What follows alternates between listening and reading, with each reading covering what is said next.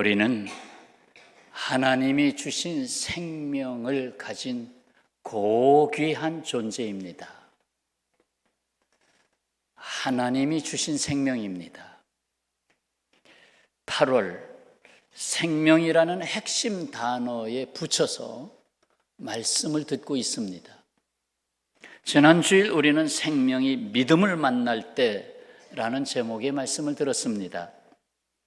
생명은 하나님의 말씀을 들음으로 믿음이 들어가고, 믿음이 들어감으로 믿음으로 행하는 삶으로 이어질 때 하나님께서 내 안에서 일하시는 놀라운 역사를 경험하게 됩니다. 특히 아브라함 때로부터 이스라엘 백성에게 붙여진 히브리인이라는 단어가 성경 곳곳에 나오고 있는데, 건너옴이라는 뜻을 가지고 곧 강을 건너온 사람들로 성경에서는 그 의미를 두고 있습니다. 강을 건너온 사람들. 그래서 그들이 갈대아 우르에서 이미 강을 건너오고 홍해를 건너고 요단강을 건너고 하면서 하나님이 무엇을 가르치고자 하셨는가를 들었습니다. 생명이 믿음을 만날 때 건너오는 변화가 일어납니다. 건널 수 없는 강을 건너게 하시는, 건너오는 역사를 일으키십니다. 이른바 세상으로부터 하나님께로 건너온 사람들입니다. 이기적인 세상에서 이타적인 하나님 나라로 건너온 사람들이 바로 하나님의 자녀들입니다. 그리고 교회라고, 에클레시아라고 부르고 있습니다. 그 건너오는 유일한 다리가 되어주신 분이 바로 십자가로 세상 죄 지고 가신 예수 그리스도입니다. 오늘 우리는 생명이 진리를 만날 때라는 제목으로 두 번째 시간 말씀을 갖겠습니다. 생명이 진리를 만날 때. 국어사전에서 생명이라는 말은 사람이 살아서 숨쉬고 활동할 수 있게 하는 힘이라고 뜻을 풀이하고 있습니다. 그게 대표적인 풀이입니다. 사람이 살아서 숨쉬고 활동할 수 있게 하는 힘, 그것이 생명이다. 그것을 순 우리말로 표현하면 목숨이라고 쓸 수도 있다. 목숨. 같은 생명이라 하여도 맑은 물을 먹고 사는 사람과 썩은 물을 먹고 사는 사람은 그 생명의 힘이 서로 다를 수밖에 없습니다. 이 세상은 생명을 망가지게 하고 있습니다. 이 세상은 진리를 말하고 있지만은 진리를 세상에서 찾을 수 없음을 알지 못하고 있습니다. 진리를 찾아 방황하고 있습니다. 곧 세상을 따르는 사람들로부터 진실을 찾아볼 수 없다는 말입니다. 진리와 진실은 영어에서는 truth라고 하는 통말로 함께 쓰고 있습니다. 진리가 참된 이치의 근본이라면 진실은 진리를 따라 살 때 드러나는 삶으로 표현할 수 있지 않겠습니까? 진리를 따라 사는 삶의 진실이라는 것을 표현할 수 있다. 여기서 사람의 본성은 선한가 악한가를 한번 물어보지요. 사도 바울은 로마서에서 율법이 있음으로 인하여 인간이 내가 죄를 짓고 있구나 하는 걸 알게 하셨다. 그럼 율법 없는 자에게는 어떻게 하셨느냐? 그들에게는 양심이 있다. 그러면서 양심이 자기에게 말을 하고 있다. 내가 이거 이렇게 살면 안 되는데 하고 말이죠. 그리고 유대인이나 이방인이나 다 죄 아래 있다고 말했습니다. 곧 하나님을 떠난 인간의 본성은 타락을 해서 결국 자기 중심적 이기적 자아로서 남보다 자기를 먼저 생각하는 존재로 나아가다 보니까 거기에 죄라고 하는 모든 것을 분열시키는 죄의 속성이 나타나게 됩니다. 죄의 속성을 뚜렷하게 두 가지로 나누면, 하나는 하나님으로부터 지음받은 인간이 자기가 주인이 되고 하나님을 떠난 것, 이것이 첫 번째 죄의 속성이고 하나님을 떠난 것이 죄다. 두 번, 이것은 지난주 말씀에서 그래서 생명이 믿음을 만나야 된다 라고 하는 데서 해답을 찾았고요. 또 하나는 거짓의 왕 사탄, 곧 마귀로부터 유혹을 받고 거짓된 세상의 일원이 된 것입니다. 거짓된 세상의 멤버가 된 것입니다. 바로 이 문제를 해결하기 위해서 오늘 말씀, 생명은 진리를 만나야 된다는 것입니다.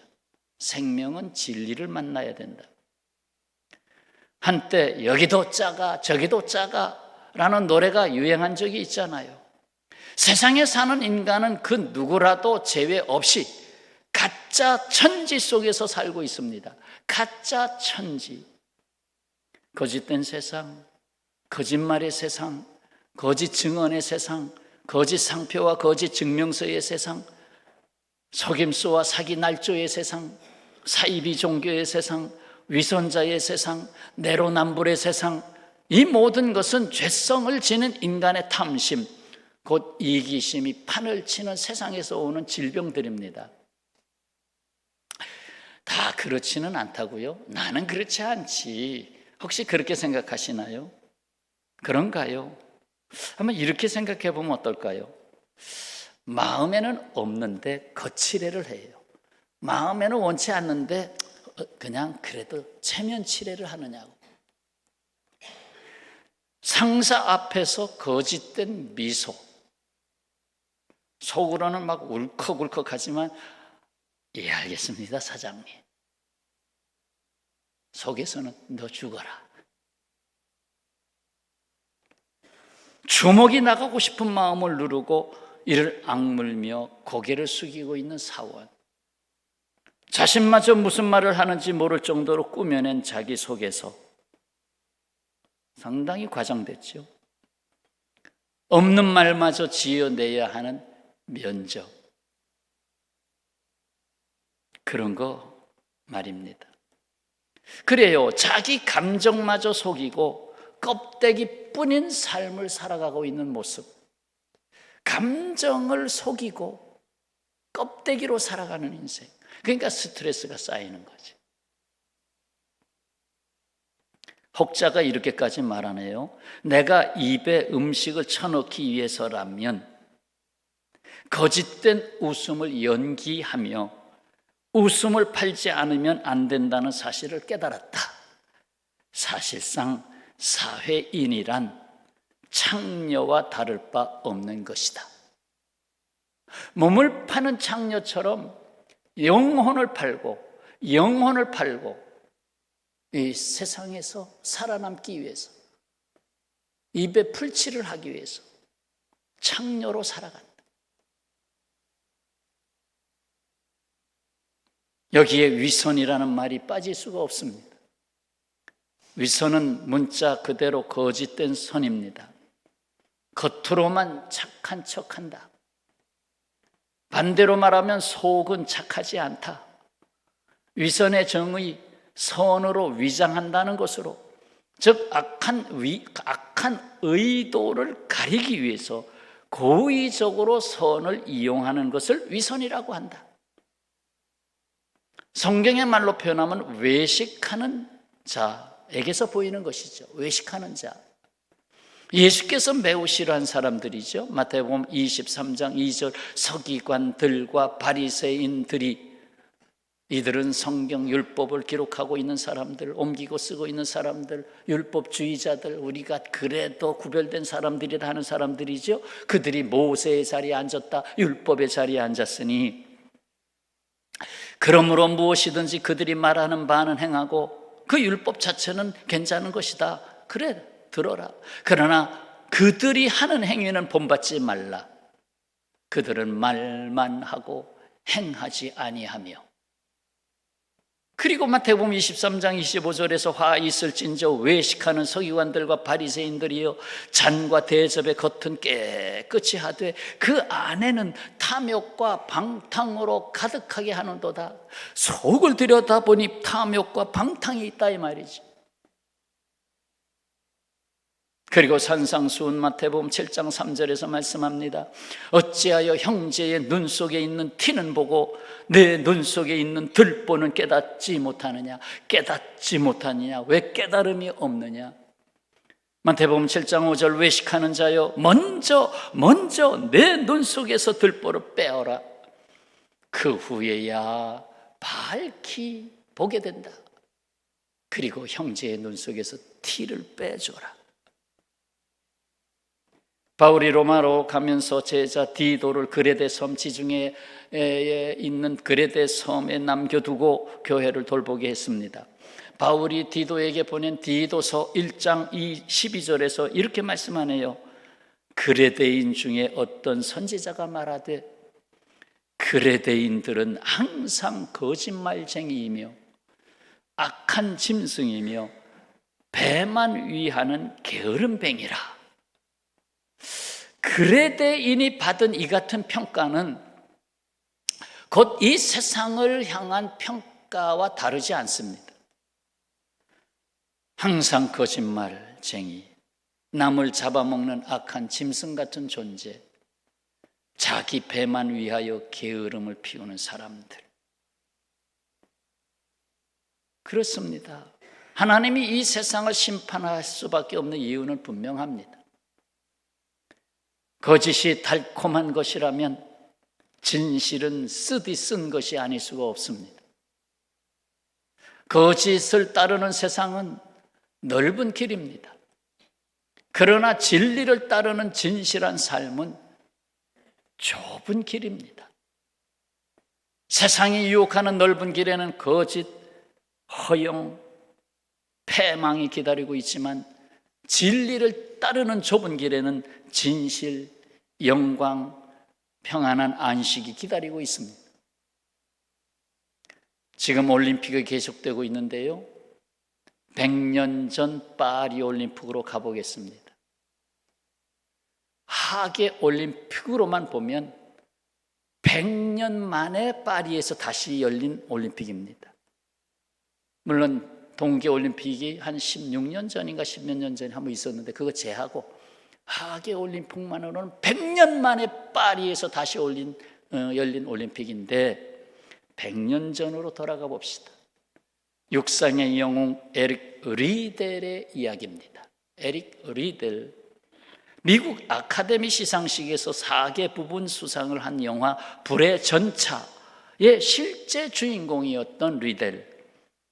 주일에 뛰지 않는 남자로도 잘 알려져 있습니다.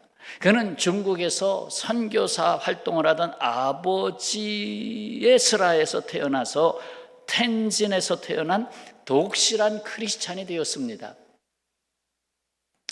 영국 국가대표였던 리델은 올림픽 100m의 금메달의 유력한 후보였습니다. 리델이 또 금메달을 딸 거다. 하지만 주일에 경기가 열리는 걸 안 뒤에 이 리델은 출전을 거절했습니다. 나는 빠지겠습니다. 주일에 나는 뛸 수가 없습니다. 100년 전 이야기예요. 주일은 하나님의 것이고 그 법을 따를 뿐이라는 말을 남긴 뒤 신앙적 소신을 지켰지만 그를 향한 비난은 엄청나게 날카로웠습니다. 영국 언론은 일제히 편협하고 옹졸한 신앙인, 조국을 버린 위선자라며 여론의 심판대 위에 세웠습니다. 하지만 그에게 새로운 기회가 왔습니다.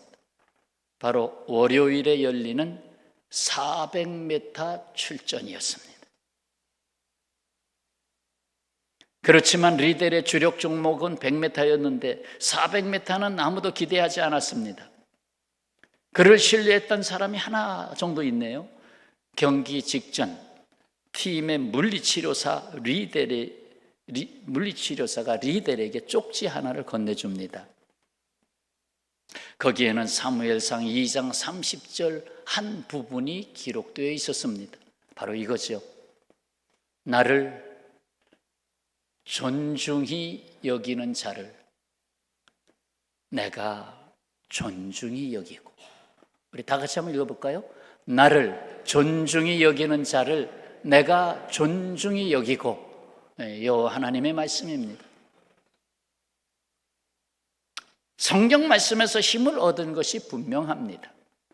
그 경기에서 리델은 47.6초 만에 400m를 주파하고 시상대 맨 높은 자리에 올라 금메달을 목에 걸었습니다. 200m에서도 동메달을 땄습니다. 그의 삶이 올림픽 영웅으로 끝났다면 지금까지 이렇게 기억되지는 않았을 겁니다.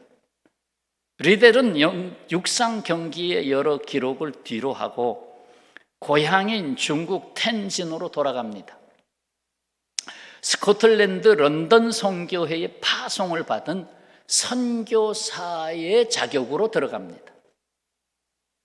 아버지의 뒤를 따랐던 리델은 중국인과 함께 12년 동안 어울려 살았고 아이들에게, 특히 다음 세대 아이들에게 복음을 전하기 위해서 노력했습니다. 복음 안에 살던 그에게 고난이 덮친 건 일제의 침략이었습니다. 중국 주요 도시를 점령한 일제는 연합국 출신이던 리델까지 수용소로 끌고 갔습니다.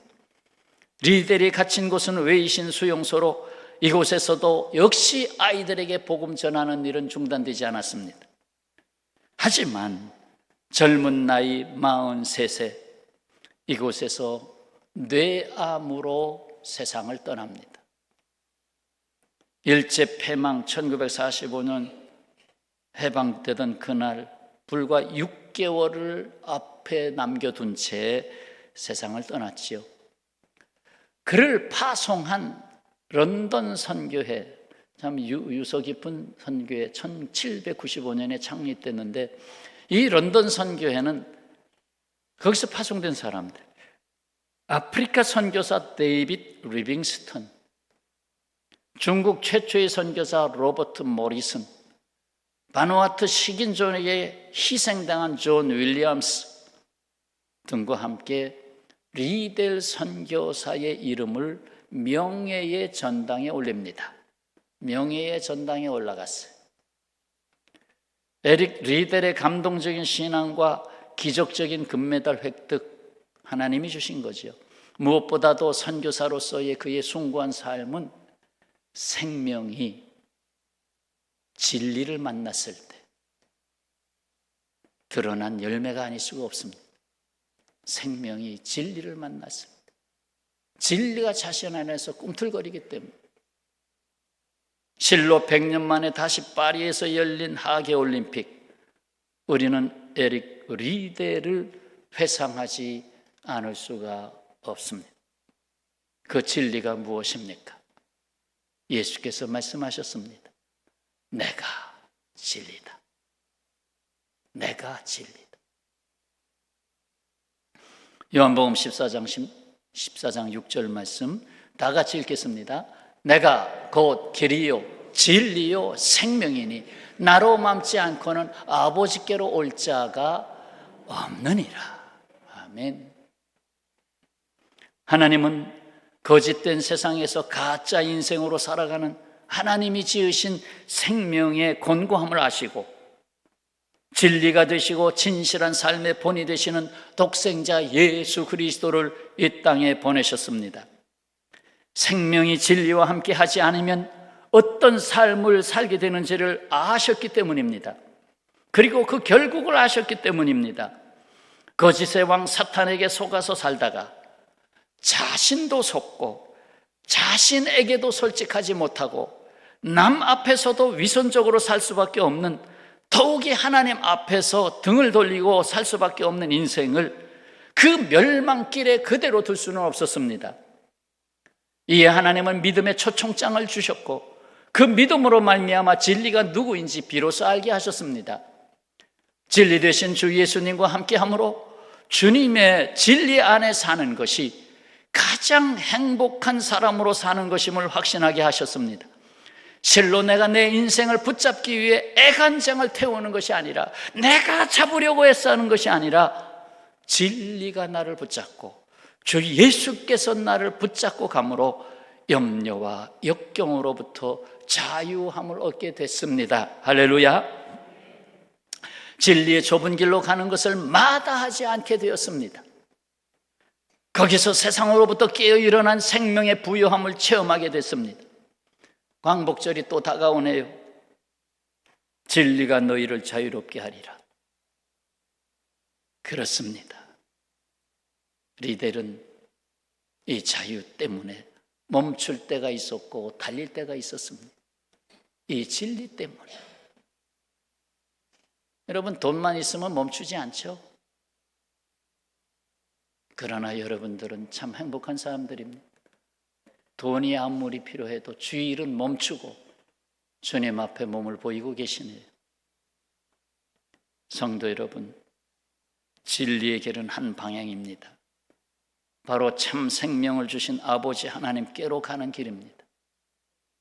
이 세상에서 허구한 생명으로 잠깐을 살다가 원하지 않는 곳, 쉼도 없고 고통이 끊이지 않는 곳, 서로 사랑할 수 없는 곳, 소망을 가질 수 없는 곳으로 가야 하겠습니까?